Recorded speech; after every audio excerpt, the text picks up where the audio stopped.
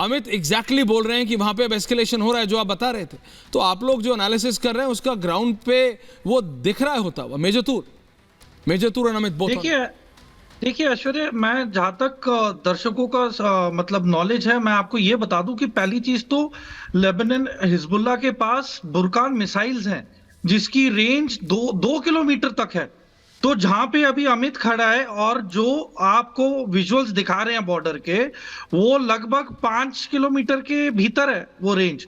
तो पहले तो इनके पास बुरकान मिसाइल्स है, फिर इनके पास एटीजीएम की ईरान की राड मिसाइल्स हैं जो इनके मेरकावा टैंक्स के लिए है। फिर इनके पास रशियन एटीजीएम मिसाइल्स है, कॉन्कर्स, जिनका कम से कम 2 किलोमीटर की रेंज है। फिर इनके पास क्या कहते हैं, इनके पास एक और मिसाइल है, ठीक है, जिसका नाम है इनके नेम्स नहीं है, पर इनके पास 3 प्रकार की मिसाइल्स हैं। शॉर्ट रेंज मिसाइल जो 50 से 100 किलोमीटर की रेंज तक जा सकती है। फिर दूसरी मिसाइल है इनके पास मीडियम रेंज, जो 200 से 400 किलोमीटर तक कवर कर सकती है। ये सब ईरान से दी गई हैं।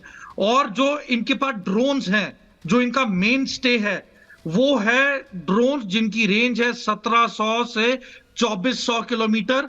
और ये ड्रोन्स पेट्रोल से चलते हैं, ये बैटरी ऑपरेटेड नहीं, ये फ्यूल से ऑपरेटेड हैं। और इनके नीचे और इनके अंदर एक्सप्लोसिव्स और टीएनटी भरा हुआ है।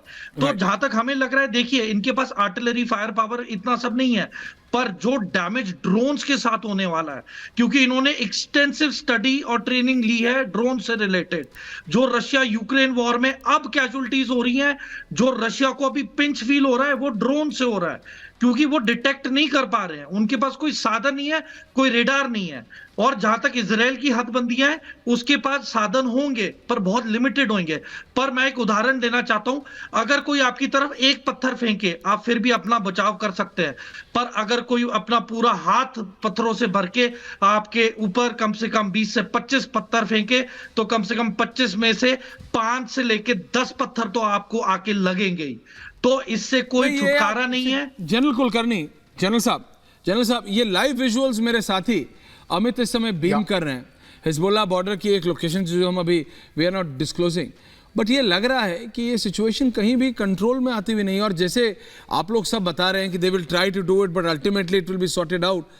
ये दुनिया की जितनी भी superpower, so called powers हैं, ये पर्दे के पीछे से खेलते हैं। मेरे को इसमें लग रहा है इसमें भी, चाहे वो रशिया हो, चाहे वो चाइना हो, चाहे वो अमेरिका तो खुले में आ गया, ये बाकी तीनों टर्की के साथ मिलकर what are they doing general साहब?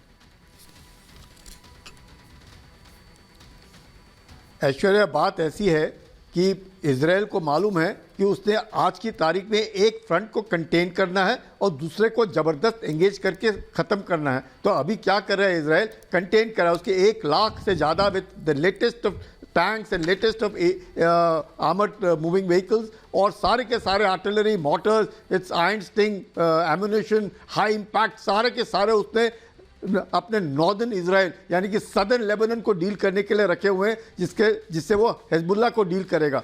हिजबुल्लाह को टिट फॉर टैट की टेक्नोलॉजी पे चल रहा है अभी वो। लेकिन जहाँ तक कि सवाल गाजा पट्टी का है, जहाँ हमास है, उसको पहले ख़त्म करेगा।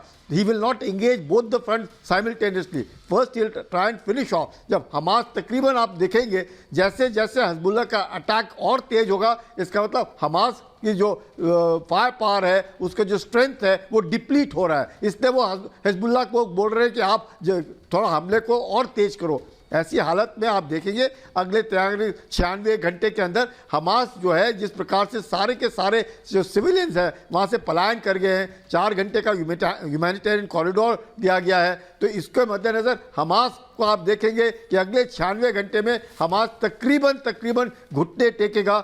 लेकिन वो अपने जो हॉस्टेजेस है वो तब रिलीज करेगा जब हिजबुल्लाह के ऊपर जबरदस्त दबाव आएगा, क्योंकि लेबनान जो है वो हिजबुल्लाह से अलग है, वो उनके साथ भाग नहीं लेगा, क्योंकि लेबनान एक अलग तरीके का चौतरफा मार भी मैं समझ गया जनरल, मैं ये भी समझ गया जो है कौन किसके साथ है, मिलिशिया है। तो इस नहीं प्लीज आप अपनी बात पूरी कीजिए जनरल साहब, I don't want to cut, sorry ji.